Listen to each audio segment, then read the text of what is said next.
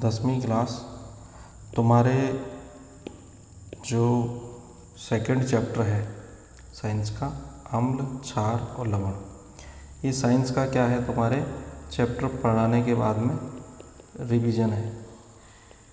किसका? क्वेश्चंस का। तो आपको याद रखना है कि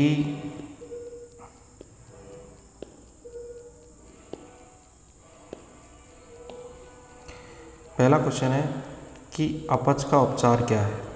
अपच क्या है कि आपने कुछ खा लिया है और आपके पेट में क्या बन रही है? गैस बन रही है, या आपको वो चीज़ पच नहीं रही है, आपके पाचन में समस्या हो रही है, आपके बॉडी में अम्ल की मात्रा बढ़ गई है। अम्ल को इंग्लिश में कहते हैं बेटा एंटा, यानी कि एसिड, और इस एसिड को जो कम करता है उसको बोलते हैं इसके अपोजिट एंटा एसिड।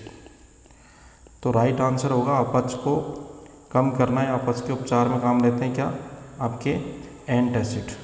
ठीक है, तो ये तो हुआ पहला क्वेश्चन सॉल्व, एंट एसिड इसका आंसर होगा। दूसरा है कि मनुष्य के रक्त का जो पीएच मान होता है वो कितना होता है? 7.4, क्योंकि हमारे शरीर की जितनी भी कोशिकाएं हैं उन कोशिकाओं का जो माध्यम है बेटा वो है क्षारीय, क्योंकि हमारी कोशिका क्षारीय माध्यम में कार्य करती है। और 7 से ऊपर जो पीएच का मान है, 7 से ऊपर जितना भी है, 7.1 से लेकर आपके 14 तक, वो मान क्या है? आपके क्षार का है। ठीक है, फिर है कोई बिलियन अंडे के पिसे हुए कवच से अभिक्रिया करके एक गैस उत्पन्न करता है जो कि चूने के पानी को दूधिया कर देती है। इस बिलियन में क्या होगा? इस बिलियन में होगा HCl। जैसे इस अभिक्रिया को अगर हम देखें तो ये अभिक्रिया कुछ इस प्रकार होगी आपकी कि ये तो है आपके अंडे का कवच जिसका सूत्र है CaCO3, जो मैं आपको पढ़ा चाहूँगा क्लास में, प्लस यहाँ पे आपने क्रिया कराई है HCl की। अब जब इसकी क्रिया करवाओगे तो ये हाइड्रोजन क्या करेगा कि इससे क्रिया करेगा। ठीक है, और यहाँ पे बना देगा क्या? आपके कैल्शियम हाइड्रोक्साइड। तो आपकी जो CO2 गैस है वो क्या होगी? बाहर हो जाएगी आपकी कुल मिला के, और जो आपके CO2 गैस है वो बाहर हो जाएगी। तो ये गैस क्या है कि चूने के पानी को कैसा बना देती है? दूधिया। ठीक, तो आपका राइट आंसर होगा HCl। फिर है आपके चौथा क्वेश्चन, कोई विलयन लाल लिटमस को नीला कर देता है। तो लिटमस क्या है? लिटमस अम्ल और जो क्षार है उसका परीक्षण करने का एक कागज़ है जो हमारी लैब में मैं आपको बताऊंगा।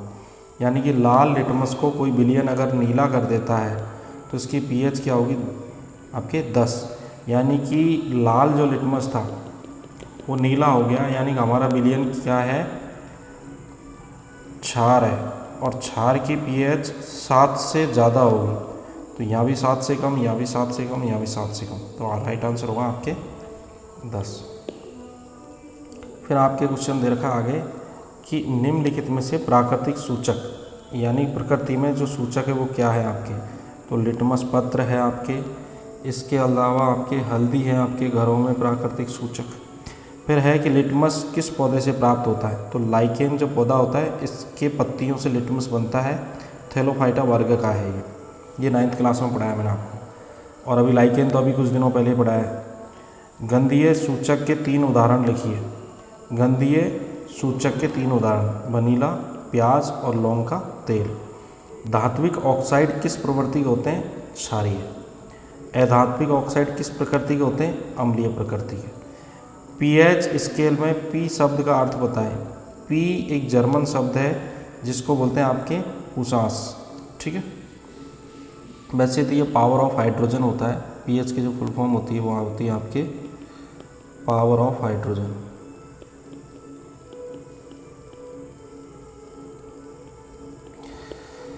फिर है आपके कि जठरस जो हमारे आमाशय से निकलता है वो जठरस का पीएच मान कितना होता है? 1.2। किस ग्रह पर वायुमंडल के अंदर सल्फ्यूरिक अम्ल के पीले श्वेत जो बादल है वो बने हुए हैं? शुक्र ग्रह पर। मानव शरीर का सामान्यतः पीएच कितना होता है? 7 से लेकर 7.8 तक। एक एंटा एसिड जो कि एसिड की मात्रा को शरीर में कम करे वो है आपके मिल्क ऑफ मैग्नीशिया। ये सूत्र होता है OH का ऑल्टो H, ये मिल्क ऑफ मैग्नीशिया है। शरीर का सबसे कठोर भाग है आपके दंत इनेमल, जो सीमेंट जैसा होता है हमारे। अब दंत इनेमल किस रासायनिक पदार्थ का बना होता है? कैल्शियम हाइड्रोक्सी एपेटाइट इसका बना होता है, ये कैल्शियम हाइड्रोक्सी एपेटाइट। दंत 6 के लिए pH का मान कितना होना चाहिए? 5.5 से कम। क्या होता है कि हमारे जो मुंह में हम खाना खाते हैं उसमें दांतों में क्या खाना फंस जाता है। जब ये खाना फंस जाता है तो हमारे दांतों में छोटे मोटे बैक्टीरियाज बन जाते हैं, तो बदबू आने लगती है दांतों से। और जब दांतों से बदबू आती है, हमारे दांतों से, जो भी हमारे दांत हैं उन दांतों से जब बदबू आने लगती है तो हम क्या करते हैं कि ब्रश करते हैं। पर कुछ ऐसे स्टूडेंट होते हैं जो ब्रश करना ही नहीं जानते, उनको मतलब ही नहीं है साफ़ सफाई से। तो क्या होता है कि ये जो भी सूक्ष्म जीव हमारे शरीर में बैठते हैं वो क्या करते हैं कि हमारे शरीर में अम्ल बनाने लगते हैं। तो दांतों में जब अम्ल बनने लगता है और अम्ल का pH अगर 5.5 से कम हो गया तो हमारे दांत क्या होने लगते हैं? सड़ने लगते हैं। तो अम्ल के कारण इसको बोलते हैं दंत क्षय होना, दंत का क्षय। ठीक है। फिर है आपके कि दंत क्षय वाला क्वेश्चन आपके हो गया है। फिर है आपके कि मधुमक्खी में नेटल पौधे के डंक में कौन सा अम्ल पाया जाता है? तो वो पाया जाता है आपके मेथेनोइक अम्ल। और मेथेनोइक अम्ल का सूत्र होता है CH3 आपके, एक मिनट, HCOOH, CH3 एक ही कार्बन होता है इसमें, ये मेथेनोइक अम्ल का सूत्र है। फिर है आपके कि प्लास्टर ऑफ पेरिस का सूत्र बताएं। तो ये हो गया आपके कैल्शियम सल्फेट और आधा अणु जल का। याद रखना है, ये कैल्शियम सल्फेट तो हमने पहले चैप्टर में पढ़ा है। कैल्शियम सल्फेट और डॉट लगा के आधा अणु जल का, याद रखना है, ये क्रिस्टल जल होता है ये डॉट के बाद में। POP निर्माण की रासायनिक विधियाँ लिखी है। अब POP अगर आपको बनाना है, POP का फुल फॉर्म होता है प्लास्टर ऑफ पेरिस। तो ये आपको कैल्शियम जो है सल्फेट, इसके साथ में 2 अणु जल के हैं, इसमें से 373 का अगर आप टेम्परेचर दोगे तो आधा और एक अणु यानी कि 1.5 अणु यानी कि 1/2, ये बड़ा अणु तो जल का बाहर निकल जाएगा। जो बचेगा वो किसका सूत्र बचेगा? POP का। ठीक है, केवल इसमें से ये वाला जल बाहर निकाला है। POP के 2 उपयोग, एक तो सजावटी सामान बनाने में और एक खिलौने बनाने में, और टूटी हुई हड्डियों पर प्लास्टर चढ़ाने में। ये बहुत बार पूछा जाता है, बहुत ही इंपॉर्टेंट क्वेश्चन, इसका उपयोग पूछा जाता है, सूत्र पूछा जाता है। 2 संश्लेषित सूचकों के नाम बताएं। संश्लेषित का मतलब जिसे हमने बनाया है। एक तो है आपके मेथिल ऑरेंज और एक है आपके फिनोल्फ्थलीन। एक तो है आपके मेथिल ऑरेंज और एक है आपके फिनोल्फ्थलीन। अब है आपके कि बेकिंग सोडा किसे कहते हैं। खाने का जो सोडा होता है वह टार्टरिक अम्ल के मिश्रण को बेकिंग सोडा कहते हैं। यानी आपके खाने के सोडा वह उसमें टार्टरिक अम्ल मिला दो तो उसको क्या बोलते हैं? Baking soda. कैसे बनता है वो हम देखेंगे। पेयजल को जीवाणु से रहित बनाने के लिए, यानी कि पीने वाले पानी को बैक्टीरियाओं से मुक्त कराने के लिए जिस चीज़ का उपयोग करते हैं उसका नाम है विरंजक चूर्ण, जिसका सूत्र होता है आपके CaO और Cl2। जो कैल्शियम हाइड्रोक्साइड होता है उसमें अगर हम क्लोरीन गैस को प्रवाहित करें तो ये बन जाएगा। कोई 2 प्रबल अम्ल व प्रबल क्षारों के नाम लिखो। तो प्रबल अम्ल है HCl और H2SO4। प्रबल क्षार हैं आपके NaOH और KOH। निम्न के रासायनिक सूत्र लिखो। जैसे विरंजक चूर्ण का रासायनिक सूत्र है CaOCl2। धावन सोडा का है आपके Na2CO3 डॉट 10 अणु क्रिस्टल जल के। बेकिंग सोडे का सूत्र है आपके NaHCO3। जिप्सम का सूत्र है आपके कैल्शियम सल्फेट और 2 अणु जल के। याद कर लेना, इसमें से डायरेक्टली एक क्वेश्चन जरूर आएगा ये चारों सूत्रों से एग्जाम में। फिर है आपके कि निम्न का मिलान कीजिए। सिरका है, सिरका जो होता है उसमें अम्ल पाया जाता है एसिटिक अम्ल। इमली के अंदर टार्टरिक अम्ल पाया जाता है। टमाटर के अंदर ऑक्जेलिक अम्ल पाया जाता है और दही के अंदर आपके लैक्टिक अम्ल पाया जाता है। तो टार्टरिक के आगे लिख लेना कि भाई ये इमली में पाए जाने वाला अम्ल है, क्योंकि ये सब खट्टे होते हैं। एसिटिक अम्ल पाया जाता है सिरका जो अचार में डालते हैं, और लैक्टिक अम्ल आपके दूध और दही में पाया जाता है, दूध और दही छाछ वगैरह। और ऑक्जेलिक अम्ल पाया जाता है किसमें? टमाटर के अंदर। उदासीनीकरण अभिक्रिया किसे कहते हैं? अम्ल एवं क्षार की अभिक्रिया के फलस्वरूप जो लवण बनता है और जल प्राप्त होता है, इसे उदासीकरण अभिक्रिया कहते हैं। जैसे कि ये क्षार है NaOH और HCl क्या अम्ल है। अब इन दोनों में क्या होगा, NaCl मिलेगा तो ये क्या लवण है, तो यहाँ पे क्या ना तो अम्ल है और ना ही ये क्षार है और जल बाहर हो गया। तो ऐसी अभिक्रिया क्या कहलाती है आपकी, उदासीनीकरण अभिक्रिया कहलाती है। तो ये डायरेक्टली उतारना है आपको। फिर है आपके कि पीतल और तांबे के बर्तनों में दही एवं खट्टे पदार्थ क्यों नहीं रखे जाते। क्योंकि होता क्या है कि पीतल एवं तांबे के बर्तनों में दही एवं खट्टे पदार्थ इसलिए नहीं रखे जाते क्योंकि खट्टे पदार्थ क्या होते हैं, अम्ल, और वो पीतल और तांबे के बर्तन से क्रिया करके विषैला पदार्थ बनाएंगे। अब जैसे आपने देखा होगा कि कभी भी हम नींबू पानी जो बनाते हैं, नींबू की जो शिकंजी बनाते हैं, जो पानी पीते हैं हम नींबू का, उसको कभी भी तांबे के लोटे में या पीतल के बर्तन में नहीं बनाते। क्योंकि वो क्या होता है कि एसिड का जो प्रभाव है वो छोड़ता है नींबू, और जैसे एसिड का प्रभाव छोड़ेगा तो तांबे के साथ क्या होगी, नींबू की क्रिया हो जाएगी, और जब नींबू की क्रिया हो जाएगी तांबे के साथ तो उस कंडीशन में क्या होगा कि वो जहर बन जाएगा, तो उसको हम नहीं पी सकते। इसके अलावा है आपके जैसे कि तनुकरण या डायलेशन किसे कहते हैं। जल में अम्ल में क्षार मिलाने पर आयन की जो सांद्रता है, जैसे कि या तो आयन की सांद्रता बढ़ जाएगी या फिर आयन की सांद्रता क्या होगी, घट जाएगी, तो उसके आयतन में कमी आती है, जिसे तनुकरण कहते हैं। तो ये आपके हो गए 30 क्वेश्चन। फिर है आपका कि पीएच स्केल किसे कहते हैं। किसी विलयन में उपस्थित हाइड्रोजन आयन की सांद्रता ज्ञात करने के लिए एक स्केल विकसित किया था, और स्केल जिसने विकसित किया उसका नाम था सोरेनसन।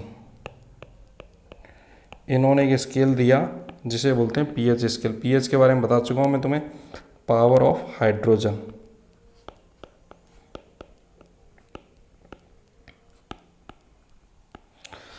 ये आपको एक पीएच स्केल बता रखी है। इसको सिंपल भाषा में से समझ सकते हो कि ये बीच में पॉइंट है 7 से नीचे अगर पीएच का मान आएगा तो पदार्थ क्या होगा, अम्ल, और 7 से ऊपर मान आएगा तो पदार्थ क्या होगा, आपके क्षार होगा। याद रखना है।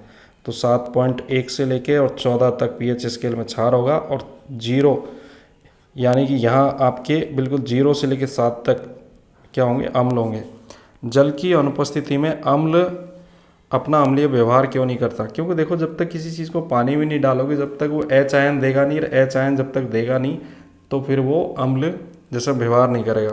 जल की अनुपस्थिति में अम्लों से हाइड्रोजन आयनों का विलयन यानी अलग नहीं हो सकते, जिससे वो अम्लीय व्यवहार प्रदर्शित नहीं करते। फिर है कि कठोर जल को मृदु जल बनाने के लिए किस सोडियम का उपयोग होता है, यानी किस सोडियम यौगिक का उपयोग होता है। तो सोडियम कार्बोनेट का। यहाँ पे आपका सूत्र याद रखना है आपको, Na2CO3 सोडियम कार्बोनेट का सूत्र है आपके। क्रिस्टलन जल किसे कहते हैं, बता चुका हूँ क्लास में। लवण के एक सूत्र इकाई में जल की निश्चित अणुओं की संख्या को क्रिस्टलन जल कहते हैं। जैसे ये कॉपर सल्फेट के साथ में 5 अणु किसके हैं, आपके जल के हैं, तो इसमें ये 5 अणु क्या है, क्रिस्टलन जल है आपके। फिर है कि ताज़े दूध का पीएच मान 6 होता है, जबकि दही बन जाने पर इसके पीएच मान में क्या परिवर्तन होगा। आपको पता है दूध का जो पीएच मान है वो तो 6 है, लेकिन दही का पीएच मान और कम हो जाएगा 4 या 5 पे, क्यों, और ज़्यादा खट्टा हो जाएगा। तो दही दूध की अपेक्षा अधिक अम्लीय है, तो इसका पीएच मान 6 से क्या हो जाएगा, कम हो जाएगा। क्योंकि जैसे जैसे पीएच मान 7 से कम होता जाता है वैसे वैसे अम्लीय गुण बढ़ते जाते हैं। प्लास्टर ऑफ पेरिस की आर्द्रता रोधी बर्तन में क्यों रखते हैं, यानी कि पीओपी को ऐसे बर्तन में क्यों रखते हैं जिसके अंदर नमी नहीं है या पानी नहीं है। क्यों, अगर नमी और पानी होगा तो वो खराब हो जाएगा, क्योंकि आर्द्रता वाले जल को अवशोषित करके ये ठोस जिप्सम बन जाएगा और पीओपी के गुण क्या होंगे, नष्ट हो जाएंगे प्लास्टर ऑफ पेरिस के। विरंजक चूर्ण निर्माण की विधि और समीकरण और इसके उपयोग। शुष्क भुजे हुए चूने, यानी हमने ये रिएक्शन करवाई है, मार्केट से हमने क्या खरीदा, कैल्शियम ऑक्साइड जल बनाया, जल से हमारे सामने आया कैल्शियम हाइड्रोक्साइड। अब इस कैल्शियम हाइड्रोक्साइड में अगर क्लोरीन गैस प्रोवाइड करें तो आपके ये वाला बनेगा कैल्शियम आपके हाइपोक्लोराइड, यानी कैल्शियम आपके एक ऑक्सीजन का अणु है और 2 आपके क्लोराइड के अणु हैं, ठीक है। फिर है आपके जल बाहर निकल गया इसमें। बेकिंग सोडा बनाने की विधि, समीकरण, इसके उपयोग। सोडियम क्लोराइड NaCl नमक के अंदर जल, कार्बन डाइऑक्साइड गैस और आपके अमोनिया, इन सब की क्रिया करवाने पे आपके NH4Cl प्लस आपको मिलता है क्या, आपके सोडियम आपके कार्बोनेट, सोडियम हाइड्रोजन कार्बोनेट आपको देखने को मिल रहा है। तो इसका जो उपयोग है वो क्या क्या है, बेकिंग सोडा बनाने में, बेकिंग पाउडर बनाने में, एंटासिड के रूप में, अग्निशामक यंत्र के रूप में, पाव, रोटी या केक बनाने में इसका उपयोग किया जाता है। फिर है धावन सोडा, ये तो होता है बेकिंग सोडा, खाने का सोडा होता है आपके। धावन सोडा होता है कपड़े वगैरह धोने का सोडा। तो ये आपके सोडियम कार्बोनेट के क्रिस्टल यानी इसके साथ जल के अणु को जोड़ दो तो धावन सोडा बन जाएगा। तो साबुन, कांच, कपड़ा उद्योग में बोरेक्स आपको पता है कांच होता है, बोरेक्स यौगिक के उत्पादन में और जल की स्थायी कठोरता को दूर करने में उपयोग किया जाता है। ये हो गए आपके 40 क्वेश्चन। फिर है 41 नंबर क्वेश्चन आपके, क्लोरो क्षार प्रक्रिया क्या है, समझाएं तथा इसका समीकरण भी दीजिए और चित्र भी बनाइए। देखो होता क्या है कि सोडियम क्लोराइड, ये देखो ये जो है ना, ये ब्लू कलर का भरा हुआ है, ये है पानी, लेकिन इसमें क्या है, नमक मिला हुआ है NaCl, ठीक है। अब इसमें क्या होता है, जब सोडियम क्लोराइड के जलीय विलयन में विद्युत धारा, यानी कि जब इसमें विद्युत धारा, यहाँ पर कोई बैटरी लगा दी, एक आपके एनोड है और एक आपके कैथोड है, जो प्लस माइनस, एनोड क्या आपके प्लस है और कैथोड क्या आपके माइनस है, जैसे सेल या बैटरी में होते हैं ये प्लस माइनस। तो जब जिस पानी के अंदर नमक मिला हुआ है उस पानी में क्या होगा कि विद्युत धारा प्रवाहित करने पर वो Na जो Cl है वो सोडियम हाइड्रोक्साइड में टूट जाएगा। यानी कि ये क्या होगा, अब इसमें आप पानी मिला रहे हो और बिजली और दे रहे हो, उसको लाइट दे रहे हो, तो क्या बनेगा आपके ये NaOH बन जाएगा, ठीक है। और इसके अलावा क्या बनेगा कि क्लोरीन गैस अलग चले जाएगी और हाइड्रोजन अलग चले जाएगा। तो इस तरीके से 3 प्रोडक्ट बनेंगे। तो जो हाइड्रोजन गैस है और जो NaOH है ये तो हमें कैथोड पे नज़र आएंगे, ठीक है। और एनोड पे कौन सी गैस निकलेगी, यहाँ पे आपके क्लोरीन गैस निकलेगी। तो ये आपके 41 नंबर क्वेश्चन है। तो ये क्वेश्चन आपको इस अभिक्रिया को बोलते हैं क्लोरो क्षार प्रक्रिया। समझा दी अभिक्रिया, इसकी समीकरण भी बता दी और चित्र भी ये आपको बनाना है। फिर है कि दैनिक जीवन में पीएच के 2 महत्व समझाएं। देखो पौधे और पशु पीएच के प्रति संवेदनशील होते हैं। हमारा शरीर 7 से लेकर 7.8 के परास के मध्य कार्य करता है।